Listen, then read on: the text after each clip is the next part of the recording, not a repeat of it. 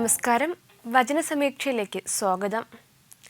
ഇന്നത്തെ ചിന്തയ്ക്ക് വേണ്ടി ഞാൻ എടുത്തിരിക്കുന്ന വേദഭാഗം സദൃശ്യവാക്യങ്ങൾ 3:1.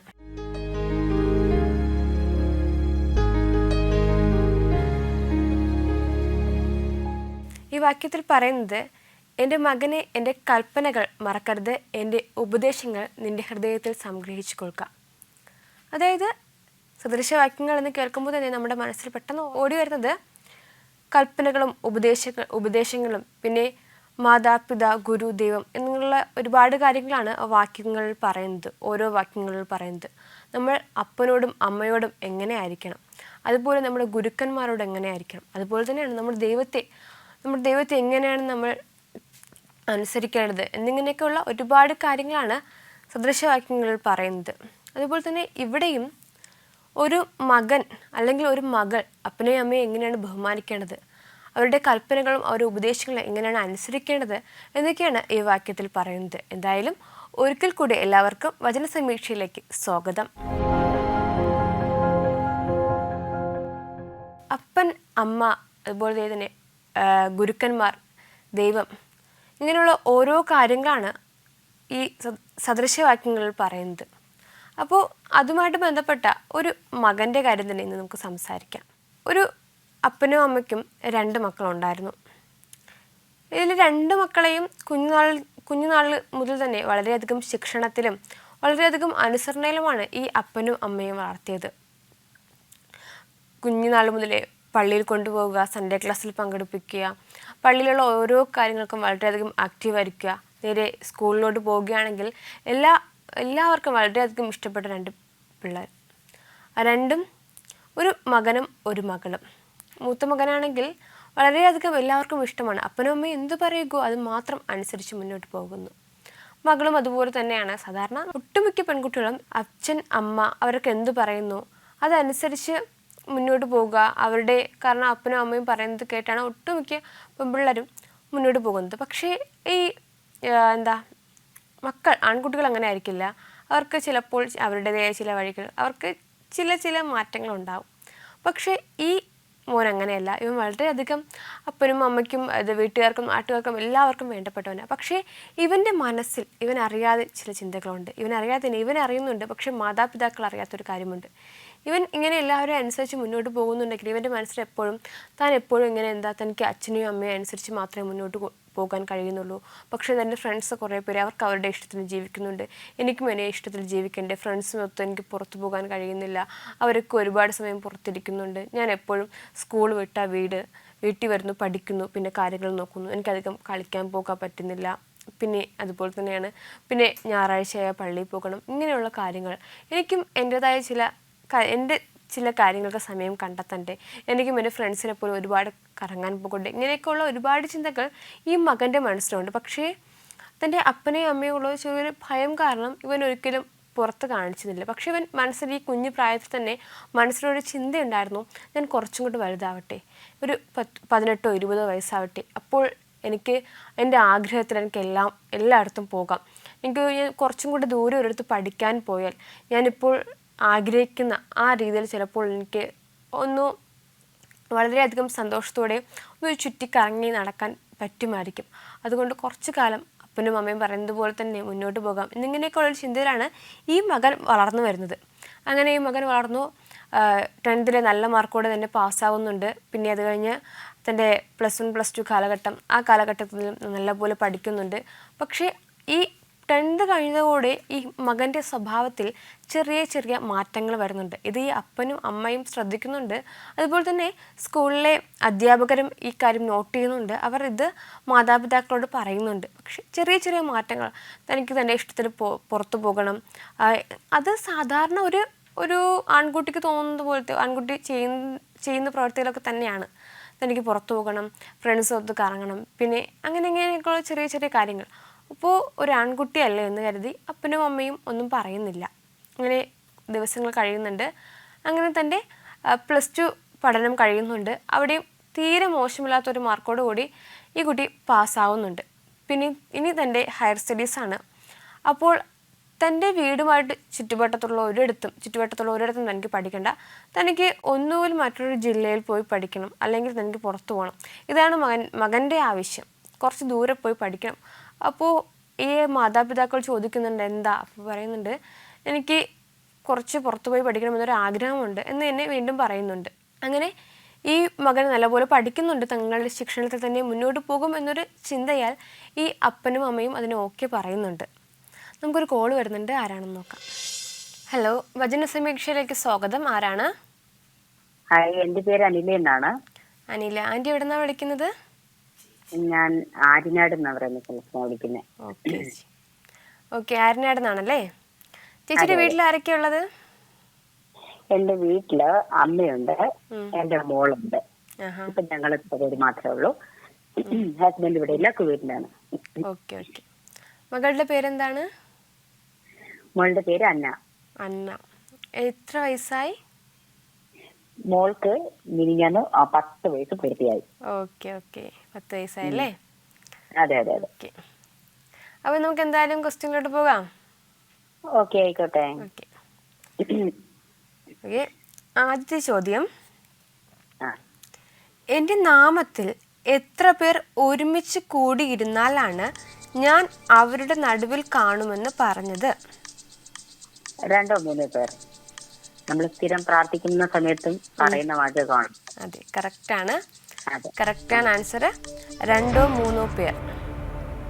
ഓക്കെ, നമുക്ക് വളരെയധികം ബൈഹാർട്ടായിട്ടുള്ള വാക്യവുമാണ്. നമ്മളെപ്പോഴും ചേച്ചി പറഞ്ഞ പോലെ തന്നെയാണ് എപ്പോഴും പ്രാർത്ഥിക്കുമ്പോഴൊക്കെ പറയുന്നൊരു വാക്യം കൂടെ ആയതുകൊണ്ട് വളരെയധികം സിമ്പിളായിരുന്നല്ലേ? അതെ അതെ. ഓക്കെ, നമുക്ക് രണ്ടാമത്തെ ക്വസ്റ്റ്യനിലോട്ട് പോകാം. രണ്ടാമത്തെ ക്വസ്റ്റ്യൻ, പത്രോസ് യേശുവിനോട് ചോദിച്ചു, കർത്താവേ, സഹോദരൻ എന്നോട് പാപം ചെയ്താൽ ഞാൻ എത്ര പ്രാവശ്യം ക്ഷമിക്കണം? 70 പ്രാവശ്യം. അതെ, കറക്റ്റാണ്. 70 പ്രാവശ്യം. കറക്റ്റാണ് കേട്ടോ ആൻസർ. അപ്പൊ 2 ക്വസ്റ്റ്യൻ കഴിഞ്ഞിട്ടുണ്ട്. അപ്പോ ചേച്ചി പാട്ട് പാടാറുണ്ടോ? പാട്ട് പാടാറുണ്ട്. എന്നാ ഒരു പാട്ട് പാടാമോ? പാടണോ? പാടണം. ഞാൻ സത്യത്തില് അതൊന്ന് പാട്ട് പാടണമെന്നൊന്നും വിചാരിച്ചില്ല കേട്ടോ. എങ്കിലും ട്രൈ ചെയ്യാമോ? മാത്രമേ ഉണ്ടാവുള്ളായിരിക്കും. ശരി, നോക്കാം. ഓക്കെ. വരുമേ അവനിപ്പോഴും കൂടെ നിറയും സ്നേഹമോടെ നീതി പോലെ കാത്തിടും നിഴലായി വരുമേ അവനിപ്പോഴും കൂടെ. ഹലോ ഹലോ, നല്ല പാട്ടായിരുന്നു. അത് നന്നായിട്ട് ഇനി പാടിയിട്ടുണ്ട് കേട്ടോ. Okay, thank you. ഞാൻ ജസ്റ്റ് നോക്കിയിട്ടില്ല എന്ന് പറഞ്ഞത് വെറുതെ ആണല്ലേ? അല്ലല്ല, ഇത് ഞാൻ മുന്നേ പാടിയിട്ടുള്ള പാട്ടായതുകൊണ്ട് നല്ല പാട്ടായിരുന്നു, നന്നായിട്ട് തന്നെ ചേച്ചി പാടിയിട്ടുണ്ട് കേട്ടോ. Okay, thank you. ഓക്കെ, അപ്പോൾ നമുക്ക് മൂന്നാമത്തെ ക്വസ്റ്റ്യനിലോട്ട് പോകാം. ഓക്കെ. മൂന്നാമത്തെ ചോദ്യം, യേശുവിനെ പരീക്ഷിക്കുവാൻ പരീശന്മാർ ചോദിച്ച ചോദ്യം എന്തായിരുന്നു? എന്തായിരുന്നു ചോദ്യം? എന്തെങ്കിലും കാരണം കൊണ്ട് ഭാര്യയെ ഉപേക്ഷിക്കുന്നത് വിഹിതമോ അല്ലേ? ഉറപ്പാണോ? അതെ. എന്തെങ്കിലും കാരണം കൊണ്ട് ഭാര്യയെ ഉപേക്ഷിക്കുന്നത് നിയമ അനുസൃതമാണോ, വിഹിതമോ എന്നല്ലേ ചോദിച്ചത്? അതെ, കറക്റ്റ് ആണെങ്കിൽ ആൻസർ ഏതെങ്കിലും കാരണം കൊണ്ട് ഭാര്യയെ ഉപേക്ഷിക്കുന്നത് നിയമാനുസൃതമോ? കറക്റ്റ് ആണ് കേട്ടോ. അപ്പോൾ 3 ക്വസ്റ്റ്യൻ കറക്റ്റായിട്ട് തന്നെ ആൻസർ ചെയ്തിട്ടുണ്ട്. 4ാമത്തെ ക്വസ്റ്റ്യനിലോട്ട് പോകാം. ഓക്കെ. 4ാമത്തെ ക്വസ്റ്റ്യൻ, ദൈവം യോജിപ്പിച്ചതിനെ ആര് വേർപിരിക്കരുതെന്നാണ് യേശു പറഞ്ഞത്? മനുഷ്യൻ. മനുഷ്യൻ. നമ്മൾ സ്ഥിരം കേൾക്കുന്നില്ലേ വിവാഹം? അതെ. എന്തായാലും ഈ ഭാഗത്തിലെ എല്ലാ കാര്യങ്ങളും നമ്മൾ എപ്പോഴും കേൾക്കുന്നതാണ്. തീർച്ചയായിട്ടും. അപ്പോൾ ലാസ്റ്റ് ക്വസ്റ്റ്യനും അപ്പോൾ ആൻസർ കറക്റ്റാണ് കേട്ടോ. ആ ഓക്കെ, മനുഷ്യൻ. അതെ അതെ ആൻസർ കറക്റ്റാണ് കേട്ടോ. ഓക്കെ ഓക്കെ, എന്തായാലും ചേച്ചി വിളിച്ചതിൽ ഒരുപാട് സന്തോഷം. ഇനിയും വിളിക്കണം കേട്ടോ. തീർച്ചയായിട്ടും തീർച്ചയായിട്ടും. ഓക്കെ ഇനിയും വിളിക്കാം. Okay okay, thank you. Aryanad നിന്നും അമില എന്നൊരു ചേച്ചിയാണ് വിളിച്ചത്. ചേച്ചി എന്താ എല്ലാ ക്വസ്റ്റ്യനും കറക്റ്റായിട്ട് തന്നെ ആൻസർ ചെയ്തിട്ടുണ്ടായിരുന്നു. നല്ലൊരു പാട്ട് പാടിയിട്ടുണ്ടായിരുന്നു. അപ്പോൾ നല്ലൊരു കോളായിരുന്നു. ഞാൻ പറഞ്ഞു വന്നത് ഈ മകനെക്കുറിച്ചാണ്. അപ്പോൾ ഈ മകന് എന്തായാലും കുറച്ച് ദൂരെ പോയി പഠിക്കണമെന്നൊരു ആഗ്രഹം വളരെയധികം ആഗ്രഹത്തോട് അപ്പനോടും അമ്മയോടും പറയുന്നുണ്ട്. പക്ഷേ ഈ അപ്പനും അമ്മയ്ക്കും തൻ്റെ മകനെ ഇത്രയും ദൂരെ വിട്ട് പഠിപ്പിക്കാൻ ഒരു മടി. കാരണം ഇത്രയും ദൂരെ പോയി മകൻ എങ്ങനെയായിരിക്കും ജീവിക്കുന്നത്? ഇത്രയും ദിവസം ഞങ്ങളുടെ കൂടെയായിരുന്നു, ഇനി ഒറ്റയ്ക്ക് അവനെ ഇത്രയും ദൂരം യാത്ര ചെയ്യുന്നതിൻ്റെ, പിന്നെ ഭക്ഷണം എങ്ങനെയായിരിക്കും, അവിടുത്തെ ഓരോ കാര്യങ്ങളും എങ്ങനെയായിരിക്കും, ഇവൻ്റെ കാര്യം നോക്കും. ഇങ്ങനെയൊക്കെ ഒരുപാട് കാര്യങ്ങളാണ് ഈ അപ്പൻ്റെയും അമ്മയുടെയും മനസ്സിലൂടെ കടന്നു പോകുന്നത്. കാരണം ഇനി തൻ്റെ മകൻ എങ്ങനെയായിരിക്കും, ഇങ്ങനെയൊക്കെ സാധാരണ ഏതൊരു അപ്പനും അമ്മയ്ക്കും തൻ്റെ മക്കളെ കുറച്ചധികം ദൂരമായിട്ട് പഠിപ്പിക്കുമ്പോൾ ഇങ്ങനെയൊക്കെ ഉള്ള ഓരോ ചിന്തകളും മനസ്സിലൂടെ കടന്നു പോകും. അത്തരത്തിലെ കുറേ ചിന്തകളാണ് ഈ അപ്പൻ്റെയും അമ്മയുടെ മനസ്സിലൂടെ കടന്നു പോകുന്നത്. പക്ഷേ ഈ മകൻ ഒരു വളരെയധികം വാശിയോട് പറയുന്നുണ്ട്, എനിക്ക് അവിടെ പോയി പഠിക്കണം, പഠിച്ചേ പറ്റൂ എന്ന് പറയുന്നുണ്ട്. അവസാനം തൻ്റെ മകൻ്റെ ആഗ്രഹത്തിന് ഒത്തവണ്ണം, കാരണം ഇത്രയും ദിവസം ഇത്രയും കാലം തങ്ങൾ പറയുന്നത് പോലെ തന്നെ കേട്ട് വളരെയധികം അനുസരണയോടെ ജീവിച്ച മകനല്ലേ, അതുകൊണ്ട് നമ്മൾ എന്തു പറഞ്ഞാലും അവൻ അനുസരിക്കും. അതുകൊണ്ട് തന്നെയാണ് അവൻ ഇത്രയും ദൂരെ പോയി പഠിച്ചാലും വഴിതെറ്റി പോകില്ല, തങ്ങൾ ഇവിടെ നിന്ന് ഫോൺ വിളിച്ച് എന്ത് പറഞ്ഞാലും അനുസരിക്കും. ഇങ്ങനെയൊക്കെയുള്ള ഓരോ ചിന്തകളായിരുന്നു ഈ അപ്പൻ്റെയും അമ്മയുടെ മനസ്സിൽ. പക്ഷേ മകൻ്റെ മനസ്സിൽ അങ്ങനെയല്ല. അപ്പനും അമ്മയും ഇവിടെ നിന്നാൽ ഇനിയും വളരെയധികം സ്ട്രിക്റ്റ് ആയിരിക്കും, അതുകൊണ്ട് എനിക്ക് കുറച്ച് ഫ്രീഡം എനിക്ക് വേണം, ഇങ്ങനെയൊക്കെയുള്ള ചിന്തകളായിട്ട് ആണ് അവൻ പോകുന്നത്. അങ്ങനെ അവൻ പറയുന്ന കോഴ്സ്, അവൻ പറയുന്ന കോളേജിൽ അവൻ്റെ ആഗ്രഹത്തിൽ തന്നെ പഠിക്കാൻ ഈ അപ്പനും അമ്മയും സമ്മതം മൂളുന്നുണ്ട്. തൻ്റെ കോളേജ് കാലഘട്ടം ആരംഭിക്കുകയാണ്. താൻ എങ്ങനെയൊക്കെയോ ചിന്തിച്ചു, താൻ ഇത്രയും കാലം ഒരു 10th മുതൽ എന്താണ് ആഗ്രഹിച്ചത് അത് തനിക്ക് വരികയാണ്. ഇനി തൻ്റെ ജീവിതം അതുപോലെ മുന്നോട്ട് പോകും. ഇങ്ങനെയൊക്കെ ചിന്തിച്ച് ഈ മകനും മുന്നോട്ട് പോവുകയാണ്. കോളേജിലെത്തി ഒരുപാട് ഫ്രണ്ട്സിനെ കിട്ടി, ഹോസ്റ്റലായി, ആവശ്യത്തിനുള്ള പണം വീട്ടിൽ നിന്ന് ലഭിക്കുന്നുണ്ട്. ഇങ്ങനെ വളരെയധികം പണം ലഭിക്കുന്നുണ്ട്. ഇനി പണം തികഞ്ഞില്ലെങ്കിൽ എന്തെങ്കിലുമൊക്കെ കാരണം പറഞ്ഞ് അപ്പൻ്റെയും അമ്മയുടെയും കയ്യിൽ നിന്നും ഈ മകൻ പണം ചോദിച്ച് വാങ്ങിച്ചു തുടങ്ങി. അപ്പനും അമ്മയും വിചാരിക്കുന്നു മകൻ അവിടെ നല്ലതുപോലെ പഠിക്കുന്നുണ്ട്. പക്ഷേ ഓരോ ദിവസങ്ങൾ കഴിയും തോറും ഈ മകൻ്റെ കൂട്ടുകെട്ട് വളരെയധികം മോശം ഗതിയിലോട്ട് പോകുന്നുണ്ട്. തനിക്ക് കിട്ടിയ ആ ഒരു ഫ്രീഡവും തനിക്ക് കിട്ടിയ ആ ഒരു കുറച്ച് സമയം അവൻ വളരെയധികം ദുരുപയോഗം ചെയ്തു തുടങ്ങിയിരിക്കുകയാണ്. ഒരു കുറച്ച് കാലഘട്ടത്തിനുള്ളിൽ തന്നെ വളരെ മോശം കൂട്ടുകെട്ടിലോട്ട് ഈ മകൻ പോയി തുടങ്ങുന്നുണ്ട്. വളരെയധികം ഒരുപാട് ട്രാവൽ ചെയ്യുന്നുണ്ട്, വളരെ മദ്യപാനം ആരംഭിച്ചു കഴിഞ്ഞു. ഇങ്ങനെയുള്ള ഒരുപാട് ചീത്ത സ്വഭാവങ്ങൾ ഈ മകൻ്റെ ജീവിതത്തിലോട്ട് വന്നു തുടങ്ങി. അവനറിയാതെ തന്നെ അവൻ്റെ പഠനം എന്നൊരു ചിന്ത അത് അവൻ പൂർണ്ണമായിട്ടും നിലച്ചു തുടങ്ങിയിരിക്കുകയാണ്. അവൻ മറ്റൊരു പാതയിലൂടെ സഞ്ചരിച്ച് തുടങ്ങിയിരിക്കുകയാണ്. ഈ മകൻ അവനറിയാതെ തന്നെ അവൻ പല വഴികളിലോട്ട് പോകുന്നുണ്ട്. പക്ഷേ ഈ മാതാവും പിതാവും ഇതൊന്നും അറിയുന്നില്ല. വെക്കേഷൻ ആയാൽ കുറച്ച് 2-3 ദിവസം ലീവ് കിട്ടിയാൽ വീട്ടിൽ വരുന്ന ആദ്യമൊക്കെ വന്നു തുടങ്ങിയിട്ടുണ്ടായിരുന്നു. പിന്നെ വരുന്ന ദിവസങ്ങളും കുറഞ്ഞു തുടങ്ങുകയാണ്. ഇങ്ങനെ ദിവസങ്ങൾ കഴിഞ്ഞു പോകുന്നുണ്ട്. ഈ അപ്പനും അമ്മയ്ക്കും ചെറിയൊരു ഡൗട്ട് തോന്നുന്നുണ്ട്, തൻ്റെ മകൻ എന്തൊക്കെയൊക്കെ സംഭവിക്കുന്നുണ്ട്, അവൻ്റെ സ്വഭാവത്തിൽ മാറ്റങ്ങൾ വരുന്നുണ്ട്, വീട്ടിലോട്ട് വരുന്ന ദിവസങ്ങൾ കുറയുന്നുണ്ട്. അങ്ങനെ ഒരു ദിവസം അവനെ വിളിച്ച് അവർ കാര്യങ്ങൾ തിരക്കുകയാണ്, നിനക്ക് എന്തു പറ്റിയെന്ന്. നമുക്ക് വീണ്ടും ഒരു കോൾ വരുന്നുണ്ട്, ആരാണെന്ന് നോക്കാം. ഹലോ, വചന സമീക്ഷയിലേക്ക് സ്വാഗതം. ആരാണ്? ഞാൻ Gracy Sathyan. Gracy? Doctor Gracy Sathyan. Okay, aunty എവിടെ നിന്നാണ് വിളിക്കുന്നത്? ഞാനിവിടെ കാഞ്ഞിരംകുളം. നെയ്യാറ്റിൻകര കാഞ്ഞിരംകുളം. ഓക്കെ ആൻറ്റി, ഈ വചന സമീക്ഷ പ്രോഗ്രാം കാണാറുണ്ടോ? കാണാറുണ്ട്. ഓക്കെ. അപ്പോൾ വീട്ടിൽ ആരൊക്കെയാ ഉള്ളത്? വീട്ടില് ഹസ്ബൻഡ് ഉണ്ട്, മോനുണ്ട്, അവന്റെ വൈഫ്, പിന്നെ ഒരു 3 വയസ്സായ കുഞ്ഞുണ്ട്. ഓക്കെ ആൻറ്റി, അപ്പോൾ നമുക്ക് ചോദ്യത്തിലോട്ട് പോകാം. ഓക്കെ, അപ്പോൾ ഫസ്റ്റ് ക്വസ്റ്റ്യൻ, ആരുടെ കഴുത്തിലാണ് ഒരു വലിയ തിരിക്കല്ല് കെട്ടി അവനെ സമുദ്രത്തിൻ്റെ ആഴത്തിൽ താഴ്ത്തേണ്ടത്? ക്വസ്റ്റ്യൻ മനസ്സിലായോ? ആ അപ്പോൾ ആരുടെ കഴുത്തിലാണ് ഒരു വലിയ തരിക്കല്ല് കെട്ടി അവനെ സമുദ്രത്തിന്റെ ആഴത്തിൽ അത് താഴ്ത്തേണ്ടത്? ഈ ചെറിയ ഒരുത്തന് ആ ആരെങ്കിലും ഇടർച്ച വരുത്തിയാൽ അവന്റെ കഴുത്തില്. അതെ അതെ, കറക്റ്റാണ്.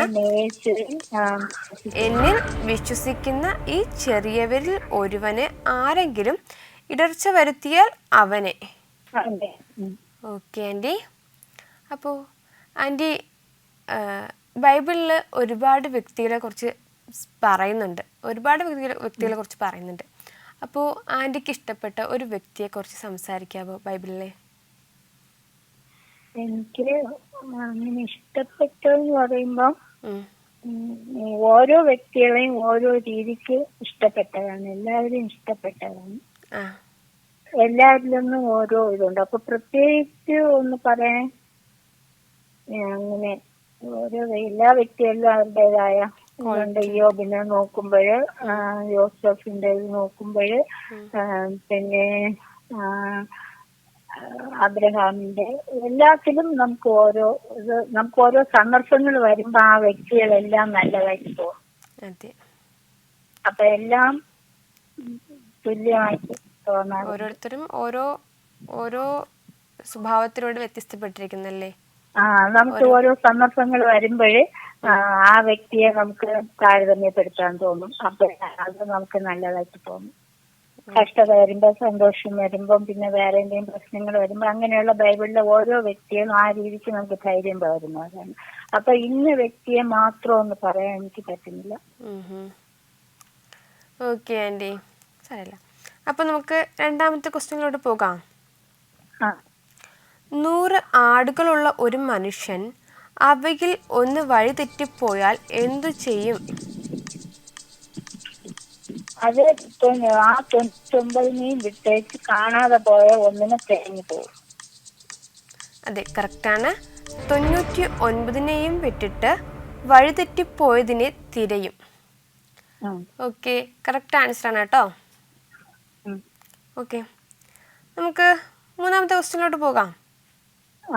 ഓക്കെ, മൂന്നാമത്തെ ക്വസ്റ്റ്യൻ: ഏത് കാര്യവും ഉറപ്പാക്കുവാൻ എത്ര സാക്ഷികളുടെ ആവശ്യമുണ്ട്? 1-2 പേര്, 1-2 പേരുടെ സാക്ഷികൾ ആവശ്യം. 1-2 ആണോ? 2-3 സാക്ഷികളുടെ ആവശ്യം. അതെ അതെ, കറക്റ്റാണ്. 2-3. അപ്പോൾ ആ ക്വസ്റ്റ്യൻ കറക്റ്റായിട്ട് തന്നെ ആൻസർ ചെയ്തിട്ടുണ്ട്. ആൻറ്റി, പാട്ട് പാടുമോ? പാട്ടെങ്ങനെ പാടും, അത്യാവശ്യം കുറച്ചൊക്കെ പാടും. എന്നാ ഒരു പാട്ട് പാടാമോ?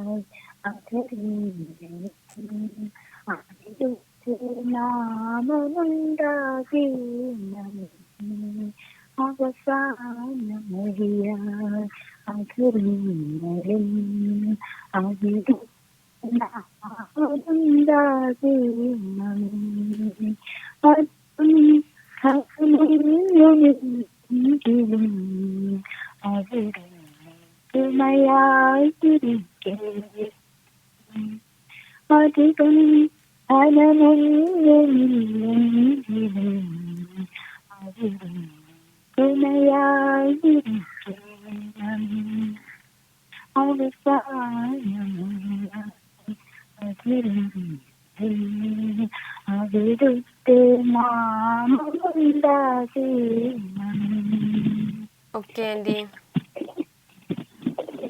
ഹലോ. ഓക്കെ, നന്നായിട്ട് പാടി കേട്ടോ. ഓക്കെ, അപ്പൊ നമുക്ക് ലാസ്റ്റ് ക്വസ്റ്റ്യനിലോട്ട് പോകാം. ഓക്കെ, അവസാന ചോദ്യം: എത്ര പേർ ഒരുമനപ്പെട്ട് യാചിക്കുന്ന ഏതു കാര്യവും സ്വർഗസ്ഥനായ എൻ്റെ പിതാവിൽ നിന്ന് അവർക്ക് ലഭിക്കും? 2 പേർ. അതെ, കറക്റ്റാണ്, 2 പേർ. അപ്പോൾ 4 ക്വസ്റ്റ്യനും കറക്റ്റായിട്ട് തന്നെ ആൻസർ ചെയ്തിട്ടുണ്ട് കേട്ടോ. ഓക്കെ ആൻറ്റി, എന്തായാലും വിളിച്ചതിൽ ഒരുപാട് സന്തോഷം. ഇനിയും വിളിക്കണം കേട്ടോ. Okay aunty, thank U.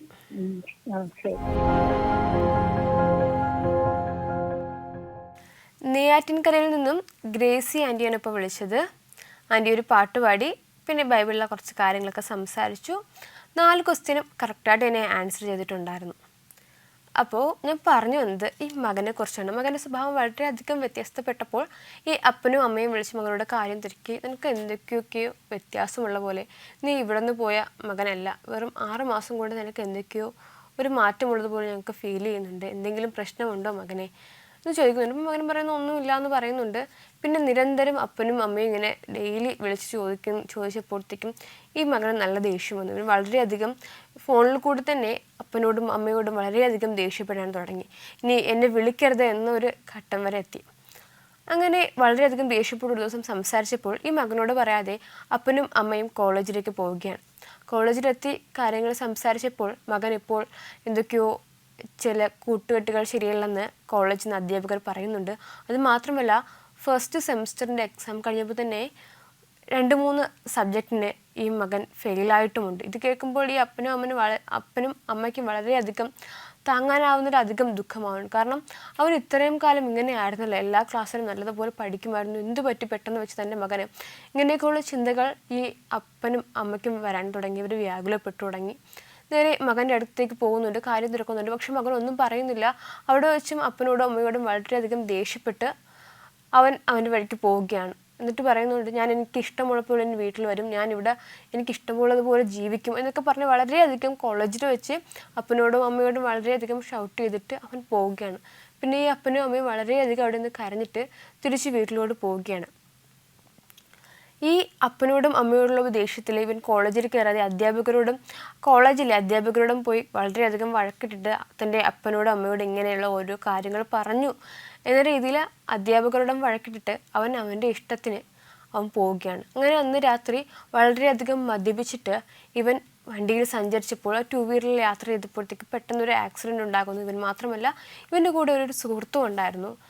Accident കഴിയുന്നുണ്ട്. ഈ കാര്യം അപ്പനും അമ്മയും അറിയുകയാണ്. നമുക്ക് വീണ്ടും ഒരു കോൾ വരുന്നുണ്ട്, ആരാണെന്ന് നോക്കാം. ഹലോ, വചന സമീക്ഷയിലേക്ക് സ്വാഗതം. ആരാണ്? കോട്ടയത്ത് നിന്ന്? കോട്ടയം പാമ്പാടി. എങ്ങളുടെ പേരെന്താ?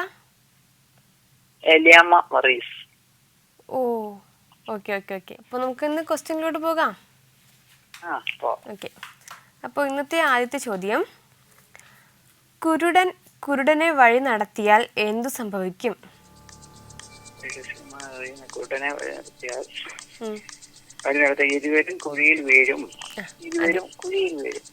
അതെ, കറക്റ്റാണ്. ഇരുവരും കുഴിയിൽ വീഴും. കറക്റ്റാണ് കേട്ടോ ആൻസർ.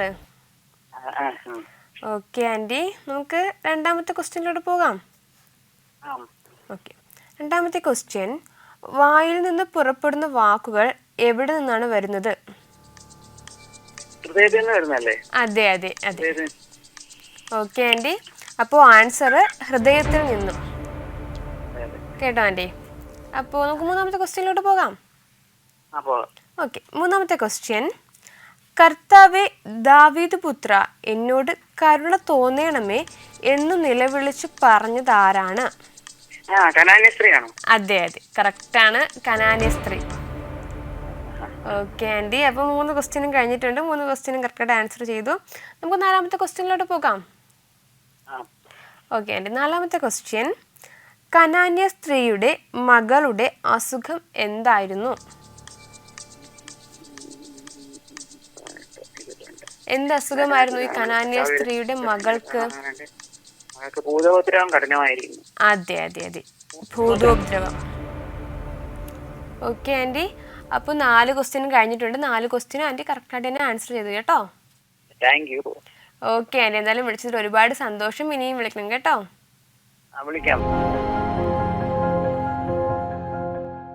കോട്ടയത്ത് നിന്നും ഏലിയമ്മ ആൻറ്റിയാണ് ഇപ്പോൾ വിളിച്ചത്. നമ്മൾ ഇടയ്ക്ക് വിളിക്കാറുള്ള ആളായിരുന്നു. ആൻറ്റി 4 ക്വസ്റ്റ്യനും കറക്റ്റായിട്ട് തന്നെ ആൻസർ ചെയ്തു. നല്ലൊരു കോളായിരുന്നു. അപ്പോൾ ഞാൻ പറഞ്ഞു വന്നത് ഈ മകനെ കുറിച്ചാണ്. മകന് പെട്ടെന്നൊരു ആക്സിഡൻറ്റ് പറ്റുന്നുണ്ട്. ഇതറിഞ്ഞ് മകൻ മാത്രമല്ല, അവൻ്റെ കൂടെ ഫ്രണ്ടും കൂടെ ഉണ്ട്. ഇതറിഞ്ഞ് ഈ അപ്പനും അമ്മയും വളരെയധികം ഭാരപ്പെടുന്നുണ്ട്, പ്രയാസപ്പെടുന്നുണ്ട്. കാരണം രാവിലെ കോളേജിലോട്ട് പോയി മകനോട് വളരെയധികം വഴക്കിട്ടാണ് തിരിച്ച് വീട്ടിലോട്ട് വരുന്നത്. ഇത്രയും ദൂരത്ത് നിന്നുകൊണ്ട് മകൻ എന്താണ് പറ്റിയത്, അവൻ ഏത് വഴിയിലോട്ടാണ് പോകുന്നത്, അവൻ്റെ പാത ശരിയല്ലല്ലോ ഇങ്ങനെയൊക്കെ ഈ മാതാവും പിതാവും പറഞ്ഞിട്ട് നേരെ ഹോസ്പിറ്റലിലോട്ട് പോകുന്നുണ്ട്.